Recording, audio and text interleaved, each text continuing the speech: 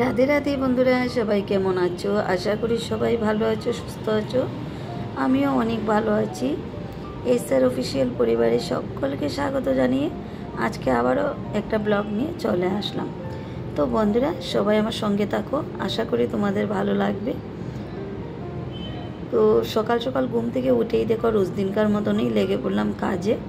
ঘরটার ঝাড়ু দিয়ে মুখ ধুয়ে এসেই দেখো আমি এদিকে তাড়াতাড়ি করে একটুখানি নিরামিষ ঘুগনি বানিয়ে নিলাম, আর সাথে গরম গরম রুটি। তো রুটি তো রোজ দিনে আমাদের ঘরে হয়, তোমরা দেখতেই থাকো। তো যাই হোক, এদিকে তাড়াতাড়ি করে টিফিনটা বানিয়ে টিফিন করে নিলাম সবাই মিলে। তারপর আমি আমার বেরিয়ে পড়লাম। দেখো এখন বাজে সকাল 8টা, আর বেরিয়ে পড়লাম। তো আমি কোথায় যাচ্ছি তোমরা তো জানোই কোথায় যাচ্ছি। আমি আমার ডিউটিতে যাচ্ছি বন্ধুরা। যে কোনো কিছুই একটা থাকুক না কেন, কিন্তু আমার ডিউটি আমার করতেই হবে। পুজো হোক আর যাই হোক, ডিউটি না করলে আমার চলবে না। তো বেলা বাজে 12টা, এখন ঘরে আসলাম। এসেই দেখো আমি এইদিকে একটুখানি ভিডিও করে তোমাদেরকে দেখাচ্ছি ঘরের পরিস্থিতিটা। এইদিকে ঘুগনি করেছিলাম সকালে, একটুখানি কড়াইয়ে আছে, কড়াইটা মেজে নেব। আর এগুলি বাসনপত্র সব সকালে ধুয়ে রেখে গেছিলাম। তো আজকের দিনটা হলো বন্ধুরা দীপাবলির দিন। আর ভিডিওটা আজকে 2-3 দিন লেট হয়ে গেল তোমাদেরকে দিতে। বুঝতেই পারছো, কালী পুজো টুজো গিয়েছে, দশমী তো একদম আমাদের ঘরের সামনে দিকে মূর্তি নিয়ে যায়। অনেক বাজনা আওয়াজ ছিল, তার জন্য আর কি আমি ভয়েস দিতে পারি নাই গতিকে, ভিডিওটা তোমাদের সাথে শেয়ার করতে পারি নাই। তো আমি সবাইকে সরি চেয়ে নিচ্ছি, 2-3 দিন দেরি হয়ে গেল তার জন্য। আর ওই যে 14 শাক খেতে হয়, 14 শাকের জন্য অনেকগুলো শাক নিয়ে এসেছিলাম, কিছু শাক ছিল। তো ওই শাকগুলিও এখন ধুয়ে কেটে নিলাম। আর আজকেও নিরামিষ করছি। তো দীপাবলির দিনটাও আমরা নিরামিষ খাই প্রত্যেক বছরই, কারণ অমাবস্যা থাকে এই দিন। আর আমাদের মা বলেন, ছোটোর থেকেই শুনে এসেছি অমাবস্যার দিন নাকি মাছ মাংসটা খাওয়া ভালো না, না খেলেই ভালো। খায় তো সবাই খায়, আমরাও খাই, এমন না খাই না যে, কিন্তু যখনই মনে থাকে যে আজকে অমাবস্যা বা পূর্ণিমা, তখন আর কি মাছ মাংসটা খাই না। তো যাই হোক, নিরামিষ খেলে ভালো হয় আর কি ওই দিনটায়। তো আমার এদিকে রান্নাবান্না দেখো হয়ে গেছে। রান্নাবান্না করে আমি এই দেখো এইগুলি সব বালতিতে জল নিয়ে কাপড় দিয়ে সব মুছে নিয়েছি। কারণ হচ্ছে এইদিকে তো একটু পরেই আমি বাতি জ্বালাবো, তার জন্য আর কি প্রদীপ জ্বালাবো। আর এইদিকে করিডোরটা জল ঢেলে ঢেলে ধুয়ে দিয়েছি, দরজার সামনেও তো প্রদীপ জ্বালিয়ে দিতে হবে তার জন্য।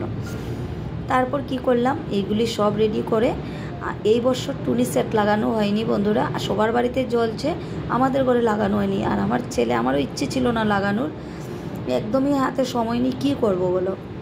আর একজন ডেকে এনে যে ইলেকট্রিশিয়ান পয়সা দিয়ে যে লাগাবো, সেই সামর্থ্য তো আমার নেই। তোমরা জানো যে এই সময়টার মধ্যে যখন টুনি সেট লাগাতে আসে ওরা, অনেক টাকা পয়সা মানে চেয়ে নেয় আর কি।